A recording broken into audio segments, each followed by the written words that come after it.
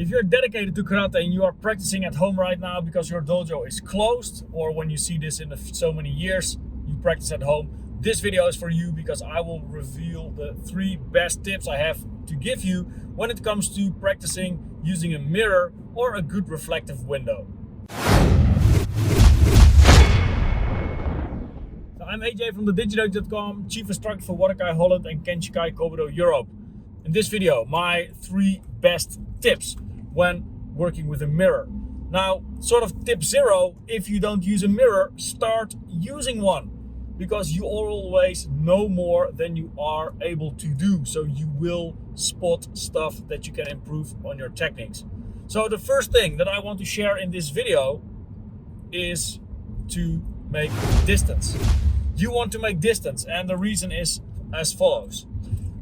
When you are going to, for example, mind about your stance and you are going to use a mirror, then obviously you're going to look at your stance as you're going to step forward with Gyakuzuki or slide in with Gyakuzuki, whatever you're practicing. But the thing is this, right? It's a little bit difficult to show in the car, but nobody does this, right? Only moving your head like that. Most of the time, or not most of the time, if you don't try to keep that from happening, your back will arch, right? You don't do this, but you'll do this. You'll start leaning forward a bit, your spine will bend. It is very normal. You know, think about these guys, what is the style called? Popping and locking, something like that. I'm not into dancing, but you know these guys, right? They can sort of, it's like their head starts to move and their whole body stays still. It is a skill. It is a skill. And that means they went through hours of training to make that happen. And that means normally you don't do that. So if you stand very close to your mirror and you want to check your stance, guess what happens to the rest of your body, right? Stance, obviously, right? There's Tachikata and Shise. Tachikata is stances, which is, let's say in simple terms, people refer to your leg position, and Shise means posture, which talks about the whole body, right? So eventually you never just look at your legs, you always look at your whole body as a system, and you need that correct alignment. So that being said, if you are working on stances, or if you are working on something that is below eye level that you want to correct, you know, the more you have to look down, the more distance from the mirror or your reflective window that you need, so that you only have to look a little bit down.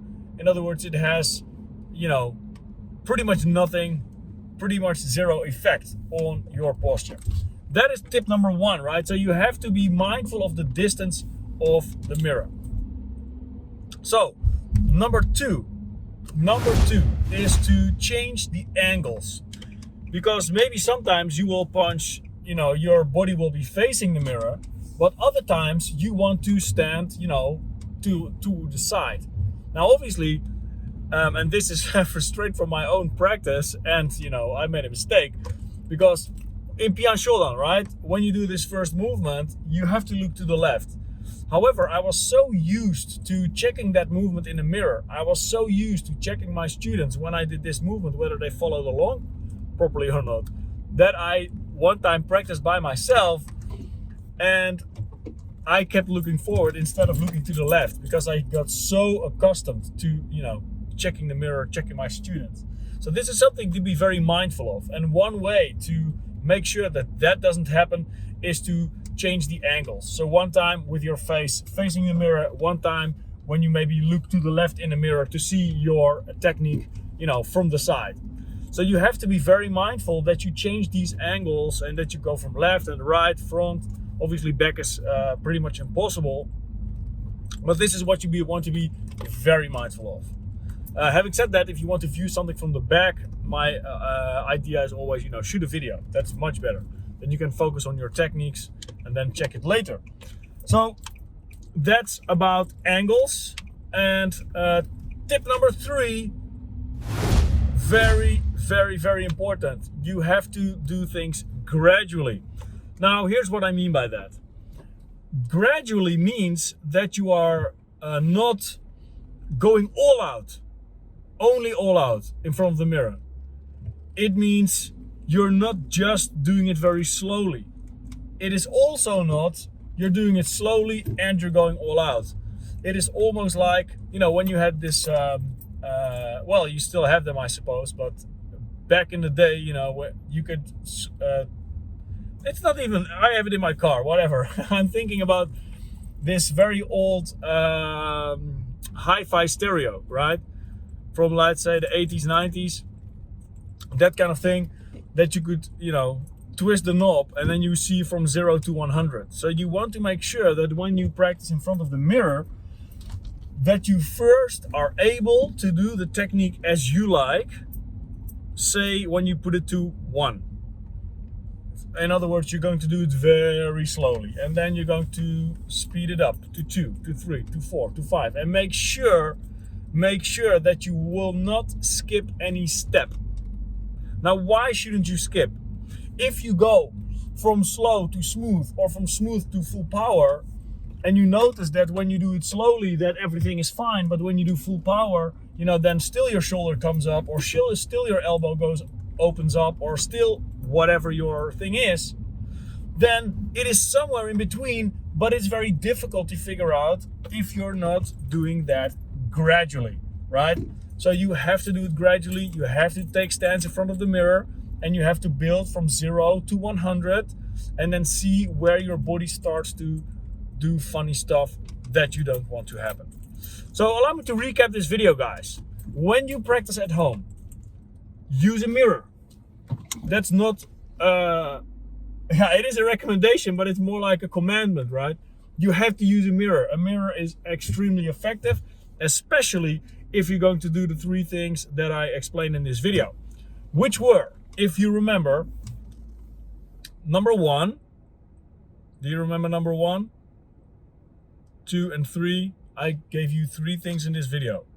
You have to change the angles, front, left, and right viewing. You have to do it gradually, right? Building up from 0 to 100 to really be able to pinpoint and figure out where your issue is, you know, where it originates. And the other one was to take that distance, right? Because when you do this, you know, your body always moves. Just try it, or ask someone else if you don't believe me. Just ask someone, you know, look up and look at what happens to their spine.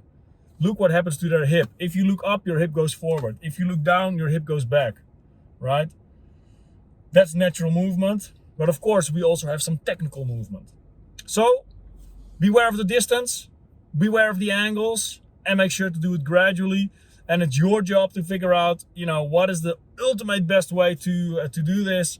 And, you know, then use these 3 and sort of design your own training program when you want to work on that one habit that you noticed, or that your, you know, maybe your instructor told you the week before your dojo closed, like, hey, I want you to correct this one.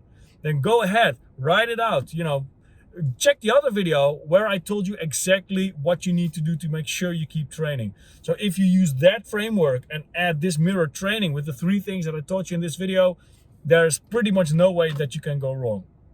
Well, maybe one thing.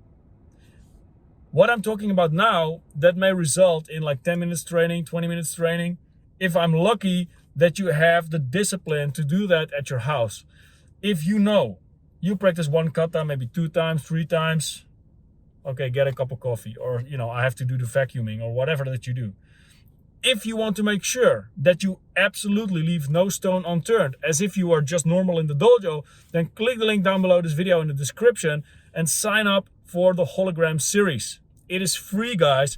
I have built now over 17 classes already.